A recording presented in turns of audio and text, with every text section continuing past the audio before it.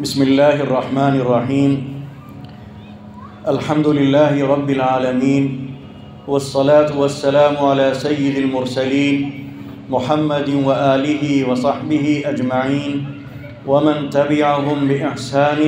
ودعا بدعوتهم إلى يوم الدین اما بعد فأعوذ باللہ من الشیطان الرجیم بسم اللہ الرحمن الرحیم یا ایہا الذین آمنوا ادخلوا فی السلم کافہ ولا تتبعوا خطوات الشیطان انہ لکم عدو مبین وقال فلما بلغ معه السعی قال یا بنی انی ارى فی المنام انی اذبحک فانظر ماذا ترى قال یا ابت افعل ما تؤمر ستجدنی ان شاء اللہ من الصابرین وقال وراودته التي هو في بيتها عن نفسه وغلقت الأبواب وقالت هيت لك قال معاذ الله صدق اللہ العظیم۔ محترم حضرات، ابھی میں نے آپ کے سامنے قرآن کریم کی 3 آیات مختلف جگہ سے پڑھی ہیں۔ پہلی آیت میں اللہ تعالیٰ فرماتا ہے اور ایمان والوں کو مخاطب کرتے ہوئے فرماتا ہے یا ایہا الذین آمنوا، کہ اے ایمان والو، اے وہ لوگو جو مجھ پر ایمان لائے، جو میری کتاب پر ایمان لائے، جو آخرت پر ایمان لائے، جو جنت اور دوزخ پر ایمان لائے، جو آخری نبی کی رسالت پر ایمان لائے، جو مرنے کے بعد دوسری زندگی پر ایمان لائے، ان ایمان والوں کو مخاطب کرتے ہوئے اللہ تعالیٰ فرماتا ہے ادخلوا فی السلم کافہ، کہ ایمان تو لے آئے، کلمہ تو پڑھ لیا، دل میں یقین تو بٹھا لیا، زبان سے اقرار تو کر لیا، اب اسلام میں پورے کے پورے داخل ہو جاؤ۔ عجیب سی بات لگتی ہے کہ جب آدمی ایمان لے آیا تو پھر اس سے یہ کیوں کہا جا رہا ہے کہ اسلام میں داخل ہو جاؤ اور پورے کے پورے؟ تو اس کا مطلب یہی سمجھ میں آیا کہ ایمان نام ہے اقرار کا، یقین کا اور اتقان کا، اللہ کی ذات پر بھروسے کا، اس کی قدرت پر یقین رکھنے کا، اور اسلام نام ہے عمل کا۔ اعضاء سے جو کام کیے جاتے ہیں ان کا تعلق اسلام سے ہے، تو کہا جا رہا ہے کہ اسلام میں پورے کے پورے داخل ہو جاؤ، یعنی اسلام گویا ایک دائرہ ہے، اس دائرے میں اس طرح آ جاؤ کہ تمہارے جسم کا کوئی حصہ اس دائرے سے باہر نہ ہو، یعنی تمہاری آنکھ غلط نہ دیکھے، تمہارے کان غلط نہ سنیں، تمہارے دماغ میں غلط خیالات نہ آئیں، تمہارے دل میں غلط وسوسے نہ پیدا ہوں، تمہارے ہاتھ غلط چیزوں تک نہ پہنچیں، تمہارے پاؤں غلط راستوں پر نہ پڑیں۔ یہ ہے اسلام۔ اب یہ اس اسلام کو سمجھنے کے لیے میں نے 2 آیتیں آپ کے سامنے پڑھی ہیں، اس سے سمجھ میں آئے گا کہ اسلام کیا ہے، اسلام کا کیا مطالبہ ہے، اسلام کسے کہتے ہیں۔ پہلا جو واقعہ بیان کیا جائے گا وہ ابراہیم علیہ السلام اور اسماعیل علیہ السلام کا ہے۔ اللہ تعالیٰ فرماتا ہے فلما بلغ معه السعی، کہ جب اسماعیل علیہ السلام جو بڑی آرزوؤں اور بڑی تمناؤں کے بعد پیدا ہوئے تھے، اور ابراہیم علیہ السلام کے دل میں ان کی بے پناہ محبت پیدا کی جا چکی تھی، کیونکہ اب وہ انگلی پکڑ کے چلنے کے لائق ہو گئے تھے۔ جب تک بچہ بہت چھوٹا ہوتا ہے، دودھ پیتا ہوتا ہے، چلنے کے لائق نہیں ہوتا، کھڑے ہونے کے لائق نہیں ہوتا، تو وہ زیادہ تر ماں سے چمٹا رہتا ہے، اس کا تعلق ماں سے باپ کے مقابلے میں زیادہ ہوتا ہے، کیونکہ ماں کو اس سے زیادہ سابقہ پڑتا ہے۔ لیکن جب بچہ چلنے لگتا ہے، دوڑنے لگتا ہے، باپ کی انگلی پکڑ کر گھر سے باہر آنے لگتا ہے، اس کا ساتھ دینے لگتا ہے، تب بچے کی محبت باپ کے دل میں ماں سے زیادہ پیدا ہو جاتی ہے، کیونکہ اب اس کا تعلق باپ سے زیادہ ہو جاتا ہے ماں کی بنسبت، کیونکہ اس کا وقت زیادہ گزر رہا ہے باپ کے ساتھ، اندر بھی اور باہر بھی۔ تو قرآن کریم کہہ رہا ہے کہ جب اسماعیل علیہ السلام ابراہیم علیہ السلام کے ساتھ چلنے کے لائق ہو گئے تو قال، تو ابراہیم علیہ السلام نے ان سے کہا، یا بنیا، اے میرے بیٹے، انی ارا فی المنام، کہ میں نے خواب میں دیکھا ہے یا میں خواب میں دیکھ رہا ہوں کہ انی اذبحک، کہ میں تمہیں ذبح کر رہا ہوں۔ باپ خواب میں دیکھ رہا ہے کہ وہ اپنے بیٹے کو ذبح کر رہا ہے، باپ ہے، کوئی غیر نہیں ہے، اور بیٹا بھی وہ ہے جو بڑی آرزوؤں اور تمناؤں کے بعد پیدا ہوا ہے، نہایت خوبصورت بچہ ہے، بڑا لاڈلا ہے، بڑا چہیتا ہے، بڑا مطیع اور فرما بردار ہے، کیونکہ نبی کا بیٹا ہے۔ تو اب آپ دیکھیے کہ اسماعیل علیہ السلام اس کم عمری میں، اس بچپنے میں کیا جواب دیتے ہیں؟ انہوں نے جواب دیا، افعل ما تؤمر۔ یہ نہیں کہا کہ ابو جان تھوڑا سمجھ لیجئے، خواب ہے، خواب کی کیا حقیقت ہے، ضروری نہیں کہ یہ خواب سچا ہو، ضروری نہیں کہ قتل سے ذبح کرنے سے ذبح کرنا ہی مراد ہو۔ 50 تعویلیں کی جا سکتی تھیں جس طرح ہم تعویل کرتے ہیں، 50 توجیحات کی جا سکتی تھیں جس طرح ہم توجیحات کرتے ہیں، لیکن اس بیٹے نے کہا کہ افعل ما تؤمر۔ یہ نہیں کہا کہ سوچئے، یہ نہیں کہا کہ غور کر لیجئے، یہ نہیں کہا کہ مشورہ کر لیجئے، یہ نہیں کہا کہ جلدی کیا ہے، آپ سے یہ تو نہیں کہا جا رہا ہے کہ ابھی ذبح کر دیجئے، آخر ایسی کیا جلدی ہے۔ یہ سب کہنے کے بجائے وہ بیٹا معصوم وہ کہتا ہے افعل ما تؤمر، کر گزریے جس چیز کا آپ کو حکم دیا جا رہا ہے۔ اور اس کے بعد جو کہی بات انہوں نے وہ بھی غور کرنے کی ہے، کہا ستجدونی، کہ آپ مجھے پائیں گے، یعنی ایک بیٹے کو یہ بھی احساس تھا کہ اس کا اثر باپ پر پڑے گا، باپ کا دل دکھے گا، باپ میرے بارے میں سوچے گا کہ کیسے میں اپنے ہاتھ سے بیٹے کو ذبح کروں، کیسے میرا بیٹا تڑپے گا، کیسے میرا بیٹا بلبلائے گا، کیسے وہ پریشان ہوگا، کتنے اندیشوں میں وہ مبتلا ہو جائے گا۔ کہا کہ افعل ما تؤمر ستجدونی انشاء اللہ من الصابرین، آپ جب یہ کام کریں گے ذبح کرنے کا تو آپ مجھے صبر کرنے والا پائیں گے۔ ایک حرف شکایت کا میری زبان پر نہیں آئے گا، ایک تکلیف کا ذرا بھی احساس میرے چہرے پر آپ محسوس نہیں کریں گے، آنسو کا ایک قطرہ میری زبان پر نہیں آئے گا، میرا جسم کہیں سے بھی نہیں تڑپے گا کہ آپ کا دل بے قرار ہو جائے، آپ کا دل بے چین ہو جائے، آپ کریے۔ لیکن یہ واقعہ جو ہمیں بتا رہا ہے کہ اسلام مکمل تابعداری کا نام ہے، مکمل اطاعت کا نام ہے، وہاں پر ہمیں جب اسلام کی طرف سے ہمیں کوئی حکم ملے تو ہمیں وہاں یہ نہیں دیکھنا کہ کیوں اور کیا اور کیسے، نہ ہمیں کیسے کرنا ہے، نہ ہمیں کیوں کرنا ہے، نہ ہمیں یہ کہنا ہے کہ یہ کیسے ہو سکتا ہے، ہمیں کوئی سوال نہیں کھڑا کرنا، کوئی تعویل نہیں کرنا، ذرا بھی اس معاملے پر غور نہیں کرنا۔ غور کرنے کا ہمیں قرآن کریم میں حکم دیا گیا ہے، آسمان کے بارے میں غور کیجئے، کائنات کے بارے میں غور کیجئے، سورج اور چاند کے بارے میں غور کیجئے، لیکن جب کوئی حکم اللہ کا آ جائے تو وہاں ہمیں غور نہیں کرنا ہے، وہاں ہمیں اس حکم کو بجا لانا ہے، چاہے ہمارے جذبات کچھ ہوں، چاہے ہمارے خیالات کچھ ہوں، چاہے ہمارے دل میں جس طرح کی باتیں آئیں، ہمیں پہلا کام یہ کرنا ہے کہ اس حکم کو بجا لانا ہے۔ تو گویا اسلام نام ہے مکمل اطاعت کا، مکمل فرما برداری کا، اور بڑی سی بڑی قربانی جو اسلام ہم سے چاہ رہا ہے اس قربانی کو اللہ کے راستے میں پیش کر دینے کا۔ دوسری آیت جو میں نے آپ کے سامنے پڑھی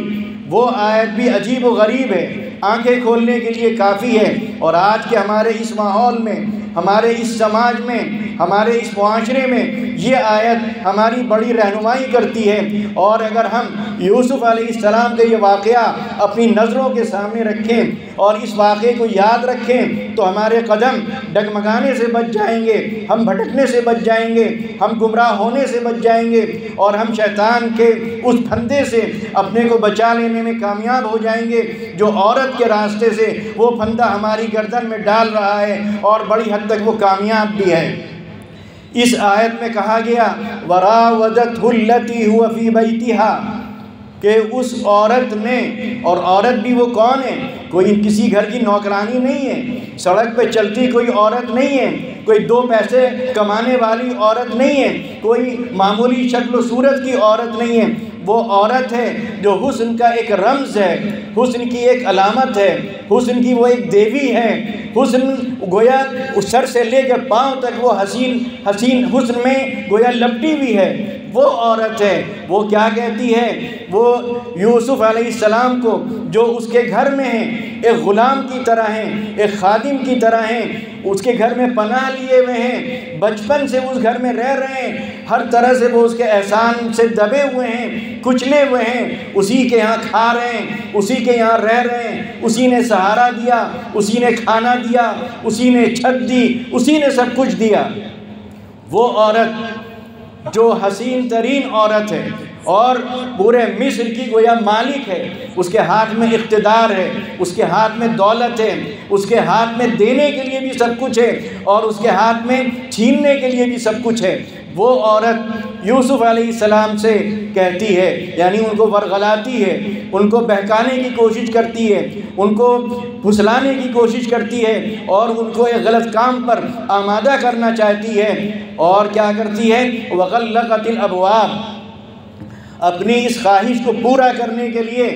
محل کے سارے دروازے بند کر دیتی ہے۔ دروازے وہ اس لیے بند نہیں کرتی کہ اسے خطرہ تھا کوئی جھانکے گا، کوئی دیکھے گا، کوئی روکے گا، کوئی آ جائے گا۔ وہ ملکہ تھی، کس کی ہمت تھی اس کو دیکھنے کی، کس کی ہمت تھی اس کو ٹوکنے کی؟ اس کو قطعی طور پر اس بات کا ڈر نہیں تھا کہ کوئی دیکھ لے گا، اس کو خطرہ صرف اس بات کا تھا کہ کہیں ایسا نہ ہو، کیونکہ وہ دیکھ رہی تھی یوسف علیہ السلام کی آنکھوں کو کہ ان کی آنکھیں نیچی رہتی ہیں، ان کی آنکھیں اس پر نہیں پڑتی ہیں، ان کی آنکھوں میں وہ ہوس کی چمک اس کو دکھتی نہیں تھی، محبت کی چمک اس کی آنکھوں، یوسف علیہ السلام کی آنکھوں میں اس کو نظر نہیں آتی تھی۔ ان کی آنکھوں میں پاکیزگی تھی، ان کی آنکھوں میں طہارت تھی، ان کی آنکھوں میں تقویٰ تھا، ان کی آنکھوں میں پرہیزگاری تھی، تو وہ ڈرتی تھی کہ کہیں ایسا نہ ہو کہ یہ نکل جائیں، بھاگ جائیں، اور یہ جو موقع ملا ہے، بڑی مشکل سے موقع ہاتھ آیا ہے، یہ موقع پھر میرے ہاتھ سے نکل جائے، کیونکہ عورت جب اس راستے پر آتی ہے، جب اس طرح کے جذبات اس کے اندر پیدا ہوتے ہیں تو وہ اندھی ہو جاتی ہے۔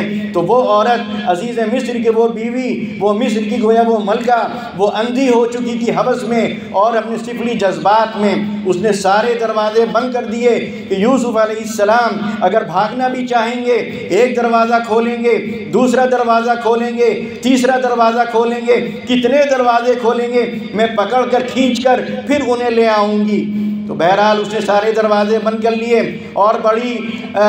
اپنے اس ناز و انداز کے ساتھ اٹھلا کر اور اپنے اس جو عورتوں کا جو طریقہ ہوتا ہے جو ہر وہ استعمال کرتی ہیں، وہ استعمال کرتے ہوئے بڑے انداز سے اس نے کہا ہیت لک، آؤ میرے پاس آؤ۔ قال،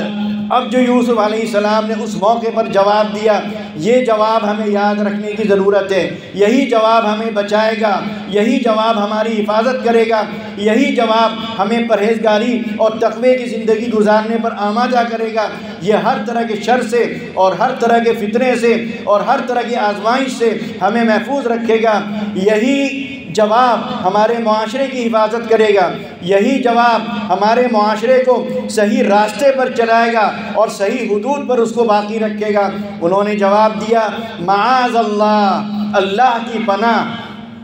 یہ جواب جو معاذ اللہ جس انداز سے انہوں نے کہا ہوگا، یقیناً وہ محل کی دیواریں ہل گئی ہوں گی اور خود اس عورت پر شاید کب کبھی طاری ہو گئی ہوگی، اور یوسف علیہ السلام کی ہمت اور ان کا حوصلہ اس آیت نے اتنا بڑھا دیا ہوگا کہ وہ بڑی سے بڑی قربانی دینے کو تیار ہو گئے ہوں گے۔ قال معاذ اللہ، یہ چیز تھی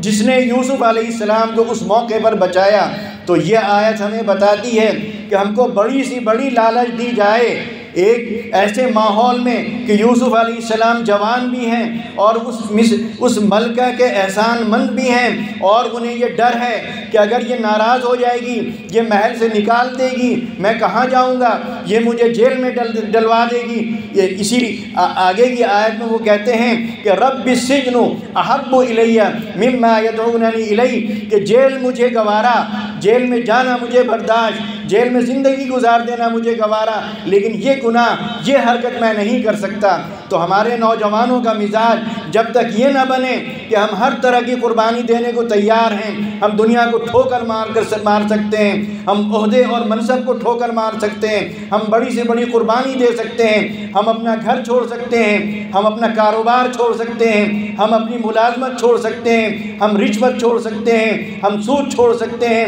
ہم ہر وہ کام چھوڑ سکتے ہیں جو خدا کو ناراض کرنے والا ہو، لیکن ہم خدا کو نہیں چھوڑ سکتے۔ تو جب تک ہمارے دل میں یہ ڈر غالب نہ آ جائے، جب تک ہمارے بارے میں یہ توقع نہیں کی جا سکتی کہ ہم اپنے معاشرے کے ایک صالح فرد بن کر زندگی گزاریں گے، ہم ہر وقت خطرے میں ہیں۔ تو یہ دو آیتیں جو میں نے آپ کو سنائیں اور آپ کے سامنے پڑھیں، یہ اگر ہم اپنے سامنے رکھیں، ایک مکمل اطاعت و فرما برداری کہ ہمیں بڑی سے بڑی قربانی بھی دین کے راستے میں دینا پڑے، اللہ کے حکم کے آگے ہمیں سر جھکا دینا ہے، ہمیں بیٹے کی بھی قربانی کرنے میں کوئی دیر نہیں لگے گی اگر اللہ چاہے گا۔ تو اگر جو باپ اپنے بیٹے کی قربانی کرنے کے لیے تیار ہو جائے گا، کیا وہ اپنی خواہشات کی قربانی نہیں دے سکتا؟ حضور پاک صلی اللہ علیہ وسلم کے ارشاد ہے لا یؤمن احدکم حتی یکون ہواہ تبعا لما جئت بہ، تم میں سے کوئی شخص بھی اس وقت تک کامل مومن نہیں ہو سکتا جب تک کہ اس کی خواہشات میری لائی ہوئی شریعت کے تابع نہ ہو جائیں۔ تو ہر مسلمان کو چاہیے کہ اس کی خواہش بھی شریعت کے تابع ہو جائے، وہ خواب میں بھی نہ سوچے کہ مجھے کوئی ایسا کام کرنا ہے جو اللہ کو ناراض کرنے والا ہو، جو شریعت کے خلاف ہو، جو دوزخ میں لے جانے والا ہو۔ اب اس کے بعد میں سورہ حجرات کی روشنی میں کچھ باتیں آپ کے سامنے رکھنا چاہوں گا، کیونکہ یہ جلسہ معاشرے کی اصلاح کے عنوان سے ہو رہا ہے۔ معاشرہ کیا چیز ہے؟ معاشرے سے ہی تعلق رکھنے والے ہم اور آپ ہیں۔ ہم اگر دیکھیں تو ہم اپنے اس معاشرے کو تین طبقات میں تقسیم کر سکتے ہیں۔ ایک ہمارا معاشرہ دولت مندوں کا ہے، ایک ہمارا معاشرہ متوسط طبقے کے لوگوں کا ہے، ایک ہمارا معاشرہ غریبوں کا، ضرورت مندوں کا اور کمزوروں کا معاشرہ ہے۔ تینوں معاشروں کو اگر ہم سامنے رکھیں تو تینوں کی الگ الگ خرابیاں ہیں اور الگ الگ بیماریاں ہیں، الگ الگ روگ ہیں۔ ہمارا وہ معاشرہ جو دولت مندوں کا ہے وہ سرکشی میں مبتلا ہے، بغاوت میں مبتلا ہے، فضول خرچی میں مبتلا ہے، غرور اور تکبر اور انانیت میں مبتلا ہے۔ اس کے اپنے مسائل ہیں، اس کے اپنی خرابیاں ہیں، اس کی اپنی بیماریاں ہیں۔ تو یہ دولت بھی اپنے ساتھ بیماریاں لاتی ہے، یہ بھی اپنے ساتھ روگ لاتی ہے۔ اسی لیے حضور اکرم صلی اللہ علیہ وسلم نے پناہ مانگی ہے غنن مطغین، یعنی ایسی دولت سے جو سرکشی میں مبتلا کر دے، جو بغاوت پر آمادہ کر دے، جو تکبر پیدا کر دے، جو گھمنڈ پیدا کر دے، جو فضول خرچی میں مبتلا کر دے، جو رسم و رواج میں مبتلا کر دے، جو نام اور ناک کو لے کر بڑے سے بڑی دین کے خلاف بڑے سے بڑے کام کرنے کو تیار ہو جائے کہ ہماری ناک نیچی نہ ہو جائے، لوگ کیا کہیں گے، اتنے بڑے رئیس، اتنے بڑے سیٹ، اتنے بڑے دولت مند، اور شادی کی تو اتنی سادگی کے ساتھ کی۔ حالانکہ ان سیٹ صاحب کو سوچنا چاہیے، اس رئیس کو سوچنا چاہیے کہ کیا نبی کریم صلی اللہ علیہ وسلم سے بڑھ کر کوئی رئیس ہو سکتا ہے؟ آپ سے بڑھ کر کون؟ لیکن آپ نے اپنی بیٹی کی اور چہیتی بیٹی کی شادی کس انداز سے کی، تو وہ نمونہ بھی ہم کو اپنے سامنے رکھنا چاہیے۔ حضور پاک صلی اللہ علیہ وسلم کے پاس دنیا کی ساری دولت آ سکتی تھی، آپ کے پاس سارے خزانے آ سکتے تھے، لیکن آپ نے اپنی زندگی کیسی گزاری، کس سادگی کے ساتھ گزاری، کس تواضع کے ساتھ گزاری، کس انکساری کے ساتھ گزاری، اور کس طرح آپ نے لوگوں کے ساتھ معاملات کیے، کس طرح لوگوں کے ساتھ محبت کا آپ نے معاملہ کیا، کس طرح آپ نے لوگوں کے ساتھ حسن سلوک کا معاملہ کیا، کس طرح آپ نے ضرورت مندوں کا خیال رکھا،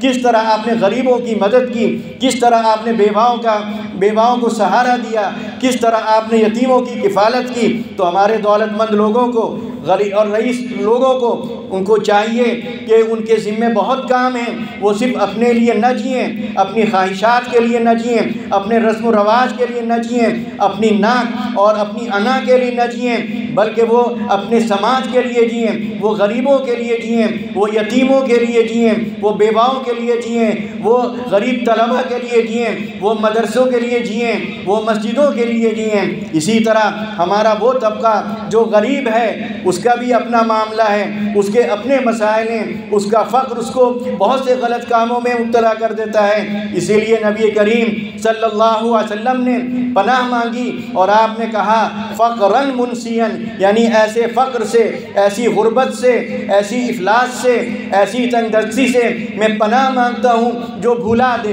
کیونکہ کبھی ایسا ہوتا ہے کہ جب آدمی کے گھر میں کھانا نہیں پک رہا ہے، جب اس کے بچے بیمار ہیں، وہ دوا نہیں لا سکتا، جاڑا ہے، اس کے پاس چھپر ہے، وہ چھپر ٹپک رہا ہے، اسی میں اس کے بچے بھی سو رہے ہیں، اسی میں اس کی بوڑھی ماں بھی سو رہی ہے، اس کے پاس چھت نہیں ہے، اس کے پاس رہنے کو مکان نہیں ہے، جاڑے میں جو ہے اوڑھنے کے لیے سامان نہیں ہے، بیمار ہے تو علاج کے لیے دوا کا انتظام نہیں ہے، کوئی ملازمت نہیں، کوئی کاروبار نہیں، تو ایسے میں اس کا نماز میں دل نہیں لگتا، نیک کام کرنے میں دل نہیں لگتا، وہ پریشان ہے کہ کہاں سے دو پیسے مل جائیں، کیسے وہ ایک وقت کی روٹی کھا لے، کیسے اپنے بچے کی دوا لے آئے، کیسے بوڑھی ماں کو وہ ایک چھت کا سہارا دے دے۔ تو اس کو غربت خدا سے غافل کر دیتی ہے، دین سے غافل کر دیتی ہے۔ تو اللہ کے رسول صلی اللہ علیہ وسلم نے دونوں سے پناہ مانگی، دولت سے بھی پناہ مانگی کیونکہ دولت اپنے ساتھ بیماریاں لاتی ہے، غربت سے پناہ مانگی کیونکہ وہ بھی خدا سے غافل کر دیتی ہے۔ اب اس کے بعد میں سورہ حجرات کی روشنی میں کی آیات کی روشنی میں کچھ آپ سے عرض کرنا چاہوں گا، اس سے آپ کو اندازہ ہوگا کہ ہمارا معاشرہ کس رخ پہ جا رہا ہے، ہمارے معاشرے میں وہ کون سی بیماریاں ہیں جو ہمارے معاشرے کو کھوکھلا کر رہی ہیں، ہمارے معاشرے کو دیمک کی طرح کھا رہی ہیں اور ایک گھن کی طرح اس کو جو ہے چٹ کر جا رہی ہیں۔ تو پہلی آیت میں سورہ حجرات کی پڑھتا ہوں، اس کے بعد یعنی جو آیتیں میں آپ کو انشاءاللہ سناؤں گا، پڑھوں گا آپ کے سامنے، وہ آیات آپ ہمیشہ اپنے سامنے رکھیں۔ افسوس یہ ہوتا ہے کہ ہم عربی نہ جاننے کی وجہ سے قرآن کریم کو سمجھ نہیں پا رہے ہیں، قرآن کریم ہم سے کیا مطالبہ کر رہا ہے، وہ ہم سے کیا تقاضا کر رہا ہے، وہ ہم سے کیا کہہ رہا ہے، ہم اس تک پہنچ نہیں پاتے۔ تو سوچئے ہماری بیماریاں کہاں سے شروع ہوتی ہیں۔ پہلی آیت میں اللہ تعالیٰ فرماتا ہے یا ایھا الذین آمنوا، اے ایمان والو، ان جاءکم فاسق، کہ اگر تمہارے پاس کوئی فاسق آئے، بنبأ، کوئی خبر لے کر، فتبینوا، تو تحقیق کر لو، کہیں ایسا نہ ہو کہ تم اس خبر پر یقین کر کے، آنکھ بند کر کے یقین کر کے، بغیر تحقیق کے یقین کر کے کوئی ایسا کام کر جاؤ کہ بعد میں تمہیں پچھتانا پڑے۔ آج اگر ہم اپنے معاشرے کو دیکھیں تو ہمارے معاشرے میں زیادہ تر مسائل اسی بے تحقیق بات کرنے اور بے تحقیق یقین کر لینے اور بے تحقیق کارروائی کر لینے کا نتیجہ ہے۔ سارا جھگڑا، سارا بگاڑ، سارا بوال جو ہمارے معاشرے میں پیدا ہو رہا ہے وہ اسی وجہ سے ہے کہ خبر کہیں سے آتی ہے۔ اور آج کل تو سوشل میڈیا سے بڑھ کر جھوٹ فاسق کون ہو سکتا ہے؟ ہمارے اخبار وہ فاسق،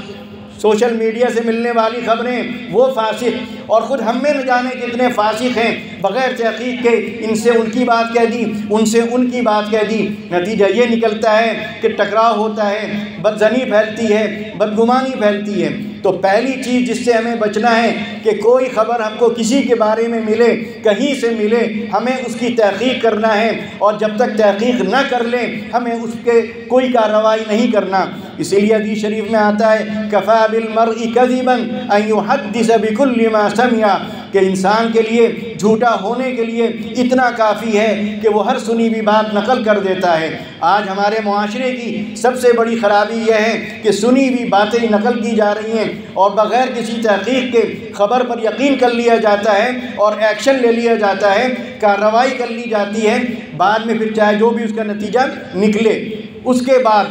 دوسری آیت یا ایھا الذین آمنوا اجتنبوا کثیرا من الظن، اے ایمان والوں، یہ سارا خطاب ایمان والوں سے ہے، ایمان والے آپ بھی ہیں، ایمان والا میں بھی ہوں، یہ خطاب آپ سے بھی ہے اور یہ خطاب مجھ سے بھی ہے۔ تو اس آیت میں کہا گیا یا ایھا الذین آمنوا اجتنبوا کثیرا من الظن، بدگمانی سے بچو، اے ایمان والو بدگمانی سے بچو، ان الظن اسم، کیونکہ بدگمانی کیا ہے؟ بدگمانی گناہ ہے۔ ایک مسلمان دوسرے مسلمان کے لیے کوئی اپنے دل میں بری رائے قائم کر رہا ہے تو یہ نامناسب ہے، یہ گناہ تک پہنچاتا ہے، کیونکہ بدگمانی جب ہوتی ہے تو بدگمانی کے نتائج کچھ اور نکلتے ہیں، اس کے اثرات کچھ اور پڑتے ہیں۔ اس کے بعد ان بعض الظن اسم، کہا کہ تھوڑی بدگمانی بھی گناہ ہے، چاہے جائے کہ کوئی بڑی بدگمانی کی جائے، یعنی بدگمانی یہ بھی ہو سکتی ہے کہ ہم کسی کے بارے میں یہ گمان کر لیں کہ صاحب اس نے زنا کیا ہے، ہم یہ گمان کر لیں کہ اس نے چوری کی ہے، ہم اپنی طرف سے ذہن میں یہ بات بٹھا لیں کہ اس نے ڈاکہ ڈالا ہے، ہم ذہن میں کر لیں کہ اس نے جو ہے فلاں کے گھر میں یہ کام کیا ہے۔ یہ تو بہت بڑی بڑی بدگمانیاں ہو گئیں۔ چھوٹی بدگمانی بھی کرنا کہ اس نے جھوٹ بولا ہے، اس نے 2 پیسے اٹھا لیے ہیں، یہ بھی کیا ہے؟ یہ بھی بدگمانی۔ جب تک تحقیق نہ ہو کسی کے بارے میں اپنے دل میں کوئی اس طرح کی رائے قائم نہ کریں۔ اس کے بعد وَلَا تَجَسَّسُوا، ٹوہ میں نہ لگو۔ یہ بھی ہمارے اندر ہمارے سماج میں بیماری بہت بڑھ گئی ہے، بلا وجہ ٹوہ میں لگ رہے ہیں۔ بھائی اپنا کام کرو، ایک طرف تو یہ کہ صاحب کام نہیں مل رہا ہے، ارے کام نہیں مل رہا ہے تو کام تلاش کرو، جب نہیں مل رہا ہے تو ٹوہ میں لگ جاتے ہو۔ اس کو تم نے ایک کام سمجھ لیا اپنا، کیا؟ وَلَا تَجَسَّسُوا، ٹوہ میں مت لگو۔ وَلَا يَغْتَبْ بَعْضُكُمْ بَعْضًا، اور تم میں سے کوئی کسی کی غیبت نہ کرے۔ اب آپ سوچئے یہ باتیں ہمارے سماج میں ہیں، ہم میں سے ہر شخص مبتلا ہے، تو اصلاح معاشرہ کے جلسہ تو ہے، لیکن ان آیات پر جب تک عمل نہ ہوگا کسی معاشرے کی اصلاح نہیں ہو سکتی ہے۔ وَلَا تَجَسَّسُوا وَلَا يَغْتَبْ بَعْضُكُمْ بَعْضًا، اور یہ غیبت کرنا کتنا بڑا گناہ ہے۔ آپ فرمایا اللہ نے أَيُحِبُّ أَحَدُكُمْ أَن يَأْكُلَ لَحْمَ أَخِيهِ مَيْتًا فَكَرِهْتُمُوهُ، کیا تم یہ پسند کرو گے کہ تم اپنے مردار بھائی کا گوشت کھاؤ؟ تو سوچئے غیبت کتنا بڑا گناہ ہے۔ مردار، ایک تو بھائی، پھر بھائی بھی مردار، مردار بھائی کا گوشت کھانا یہ غیبت جیسا عمل ہے، یعنی جو غیبت کرتا ہے گویا وہ اپنے مردار بھائی کا گوشت کھاتا ہے۔ اس کے بعد یا ایھا الذین آمنوا لا یسخر قوم من قوم عسى ان یکونوا خیرا منہم، کہ اے ایمان والو تم میں سے کوئی کسی کا مذاق نہ اڑائے۔ یہ بھی ہمارے سماج میں بہت ہے، مذاق اڑانے کا رواج، دوسرے کو نیچا دکھانے کا رواج، دوسرے کو اپنے سے کمتر ثابت کرنے کا رواج۔ یا ایھا الذین آمنوا، اے ایمان والو، لا یسخر قوم من قوم عسى ان یکونوا خیرا منہم ولا نساء من نساء عسى ان یکن خیرا منہن۔ یہاں پر اللہ تعالیٰ نے مرد اور عورت دونوں کو الگ کر دیا، کیونکہ یہ بیماری ایسی ہے کہ مردوں میں بھی پائی جاتی ہے اسی طرح اور عورتوں میں بھی پائی جاتی ہے اسی طرح، اور شاید مردوں کے مقابلے میں عورتوں میں کچھ زیادہ ہی ہے۔ کہا کہ مرد ایک دوسرے کا مذاق نہ اڑائیں، کیونکہ ہو سکتا ہے کہ جس کا مذاق اڑایا جا رہا ہے وہ مذاق اڑانے والے سے بہتر ہو۔ آپ مذاق اڑا رہے ہیں، آپ کسی کے کپڑوں کا مذاق اڑا رہے ہیں، آپ کسی کے چہرے کا مذاق اڑا رہے ہیں، آپ کسی کی چال کا مذاق اڑا رہے ہیں،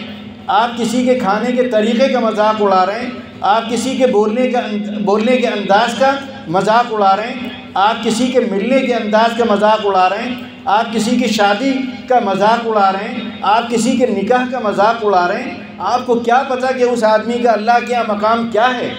آپ تو اس کے ظاہر کو دیکھ کر فیصلہ کر رہے ہیں، آپ اس کے چہرے کا مذاق اڑا رہے ہیں۔ کیا آپ نے اس کے دل کی کیفیت کو دیکھا ہے؟ کیا آپ اس کے دل کو جانتے ہیں؟ کیا آپ نے اس کے تقوی کو دیکھا ہے؟ کہ آپ نے اس کی اندر کی پرہیزگاری دیکھی ہے؟ آپ تو اوپر دیکھ کر، معمولی کپڑے دیکھ کر آپ نے اس کا مذاق اڑایا، لیکن آپ کو نہیں پتہ کہ اللہ تعالیٰ کے یہاں اس کا کیا مقام اور مرتبہ ہے۔ اس کا دل، آپ نے دیکھا کہ اس کا چہرہ تھوڑا سانولا ہے، آپ نے اس کے رنگ کا مذاق اڑایا، لیکن آپ نے نہیں دیکھا کہ اس کا دل کتنا شفاف ہے، وہ کتنا چمک رہا ہے۔ آپ نے دیکھا کہ اس کے چہرے پر کچھ داغ اور دھبے ہیں، آپ نے مذاق اڑایا، لیکن آپ نے یہ نہیں دیکھا کہ اس کا چہرہ گناہوں، اس کا دل گناہوں سے کتنا پاک و صاف ہے، اس کے دل میں گناہ کا ایک دھبا نہیں ہے، گناہ کا ایک داغ نہیں ہے۔ آپ کو چہرے کا داغ نظر آ رہا ہے، لیکن آپ نے اس کے دل کے بے داغی کو نہیں دیکھا ہے۔ تو صاف طور پر یہاں کہا جا رہا ہے کوئی مذاق نہ اڑائے، کیونکہ وہ نہیں جانتا کہ جس کا وہ مذاق اڑا رہا ہے وہ مذاق اڑانے والے سے بہتر ہے۔ اسی طرح عورتیں عورتوں کا مذاق نہ اڑائیں، کیونکہ وہ عورتیں نہیں جانتی کہ جن عورتوں کا مذاق اڑا رہی ہیں وہ عورتیں ان مذاق اڑانے والی عورتوں سے بہتر ہوں۔ اس کے بعد آیت میں کہا گیا وَلَا تَلْمِزُوا أَنفُسَكُمْ وَلَا تَنَابَزُوا بِالْأَلْقَابِ بِئْسَ الِاسْمُ الْفُسُوقُ بَعْدَ الْإِيمَانِ، کہ ایک دوسرے کو برے القاب سے مت پکارو، یہ بھی مذاق اڑانے کی ایک شکل ہے۔ ایسے ناموں سے پکارنا جس سے ان کی توہین ہوتی ہو، جن سے ان کی تذلیل ہوتی ہو، جس سے ان کا مذاق بنتا ہو، وہ نام آپ وہ اگر لے رہے ہیں تو یہ نام بھی اللہ تعالیٰ فرما رہا ہے کہ قطعی طور پر تمہیں اس کی اجازت نہیں ہے، کیونکہ اس کے پیچھے بھی تکبر ہے، اس کے پیچھے بھی گھمنڈ ہے، اس کے پیچھے ایک مسلمان کو ذلیل کرنا ہے، ایک مسلمان کی حقارت لوگوں کے سامنے بیان کرنا ہے، اس کی توہین کرنا ہے۔ تو یہ بھی ہمارے سماج میں بہت اس کا رواج ہوتا جا رہا ہے کہ ہم جس کا چاہتے ہیں جو نام رکھ دیتے ہیں،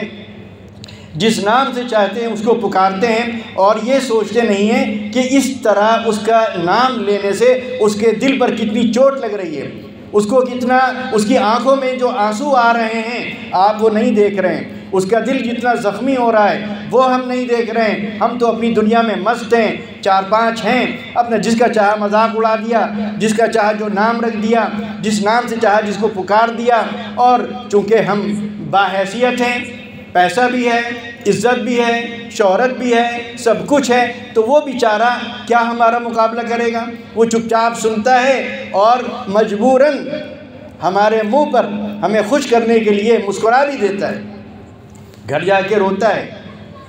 صدمے سے دل اس کا چور چور ہو جاتا ہے، اس کو اپنی غربت کا بھی احساس ہوتا ہے، اپنی ذلت کا بھی احساس ہوتا ہے، اپنی اہانت کا بھی احساس ہوتا ہے، لیکن وہ بیچارہ غریب ہونے کی وجہ سے، مجبور ہونے کی وجہ سے، لاچار ہونے کی وجہ سے کچھ کہہ نہیں پاتا ہے، خاموش رہ جاتا ہے۔